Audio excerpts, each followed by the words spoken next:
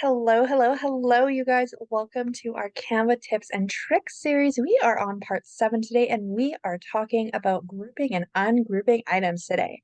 So I have this logo that I just pulled from Canva, and there's a few different ways that what you can do to group an item. So for starters, you can press Control A, and that will select everything on your canvas. If you notice these lines here, I'm not really sure what color they are. What color would they be? Let me know in the comments what color this is. Purple, blue, I don't know.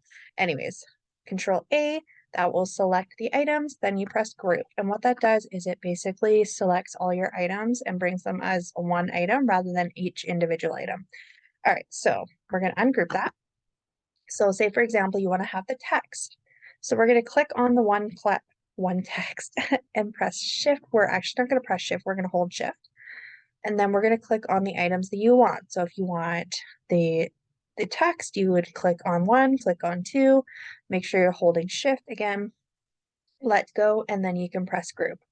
And again, you can group, you can ungroup it if you end up mixing up what it is that you want. And really, that's all there is to grouping and ungrouping items. It's that simple, you guys. So anyways, I hope that helped you today. Thank you for watching.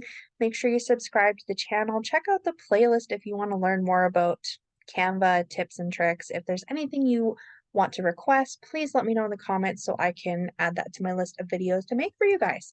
So enjoy. I hope you enjoyed today's video, and I will see you around for number 7.